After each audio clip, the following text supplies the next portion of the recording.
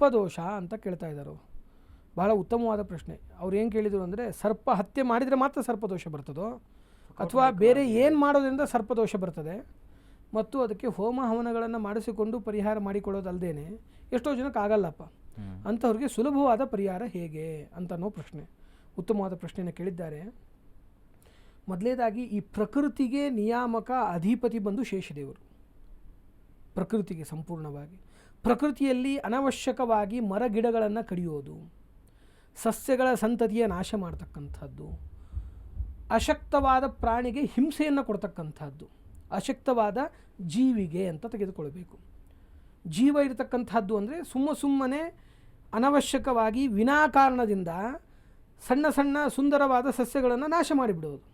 ಸುಮ್ಮನೆ ಹೋಗ್ತಿರ್ತಾರೆ ಹಾದಿಯಲ್ಲಿ, ಕೈಯಲ್ಲಿ ಒಂದು ಕೋಲು ಹಿಡ್ಕೊಂಡಿರ್ತಾರೆ, ಸುಮ್ಮನೆ ಆ ಮರಗಿಡಗಳಿಗೆಲ್ಲ ಹೊಡಿತಾ ಹೋಗೋದು ಜೋರಾಗಿ, ಅವುಗಳೆಲ್ಲ ನಾಶ ಮಾಡ್ತಕ್ಕಂಥದ್ದು. ಮತ್ತು ಇನ್ನು ಯಾವುದೇ ಜೀವರಾಶಿಗಳಿರಬಹುದು. ಕೆಲವೊಂದು ಜನ ಏನು ಅಂದ್ಕೊಂಡ್ಬಿಟ್ಟಿದ್ದಾರೆ ಅಂತಂದರೆ, ಈ ಎಲ್ರಿಗೂ ಅಲ್ಲ ಇದನ್ನು ಹಂಸಕ್ಷೀರ ನ್ಯಾಯ ಥರ ತೆಗೆದುಕೊಳ್ಬೇಕು. ಅಕ್ವೇರಿಯಂ ಇಟ್ಕೊಂಡಿರ್ತಾರೆ, ಪಕ್ಷಿಗಳನ್ನು ಸಾಕಿರ್ತಾರೆ. ಅವುಗಳನ್ನು ಸಾಕಬೇಕಾದರೆ ಬಹಳ ವಿಚಾರ ಮಾಡಿ ಸಾಕಬೇಕು ನಾವು. ಅವುಗಳಿಗೆ ಅದರದೇ ಆದಂತಹ ಸ್ವಾತಂತ್ರ್ಯ ಇದೆ, ಅದರದೇ ಆದಂತಹ ಜೀವನ ಇದೆ, ಹೀಗೆ ಇರಬೇಕು ಅಂತಕ್ಕಂತಹ ನಿಯಮಗಳುಂಟು.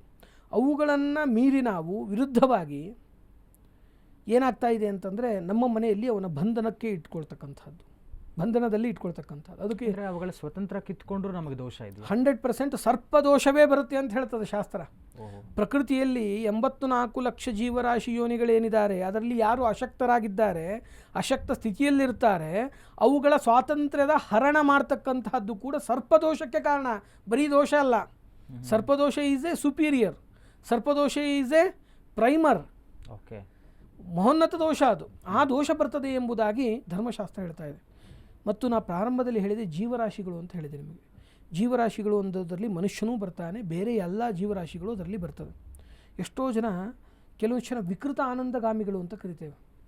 ಏನಂದರೆ ಚಿಕ್ಕ ಚಿಕ್ಕ ಬಾಲಕರಿಗೆ ಹಿಂಸೆ ಮಾಡ್ತಕ್ಕಂಥದ್ದು ಇತ್ಯಾದಿಗಳು. ಆ ಥರದ ಪ್ರಸಂಗದಿಂದ ಸರ್ಪದೋಷ ಬರ್ತದೆ. ಗರ್ಭಿಣಿ ಸ್ತ್ರೀಯರಿಗೆ ಏನಾದರೂ ಹಿಂಸೆಗಳನ್ನು ಕೊಟ್ಟರೆ, ಸಕಾಲದಲ್ಲಿ ಅವರಿಗೆ ನೀಡುವ ಪದಾರ್ಥಗಳನ್ನು ಮನೆಯಲ್ಲಿ ವಿಕೃತ ಆನಂದವನ್ನು ಪಡೆಯುವುದಕ್ಕಾಗಿ ನೀಡದೇ ಇರತಕ್ಕಂಥದ್ದು, ಅವರಿಗೆ ಹಿಂಸೆ ಮಾಡ್ತಕ್ಕಂಥದ್ದು, ಮಾತಿನಿಂದ ಅವರಿಗೆ ಮನಸ್ಸಿಗೆ ನೊಯ್ಯುವ ಕೆಲಸವನ್ನು ಮಾಡ್ತಕ್ಕಂಥದ್ದು, ಇವುಗಳಿಂದೆಲ್ಲ ಸರ್ಪದೋಷ ಬರ್ತದೆ. ಬಾಣಂತಿ ಸ್ತ್ರೀ ಅಂದರೆ ಈ ಯಾವ ಆಫ್ಟರ್ ಡಿಲಿವರಿ ಅವ್ರಿಗೇನು ಮುಂದಿನ 3 ರಿಂದ 5 ತಿಂಗಳ ಕಾಲ ಅತ್ಯಂತ ಜಾಗೃತೆ ವಹಿಸುವ ಸಂದರ್ಭ ಇರ್ತದೋ ಅದನ್ನು ಬಾಣಂತನದ ಸಮಯ ಅಂತ ಕರೀತಾರೆ ವಿಶೇಷವಾಗಿ.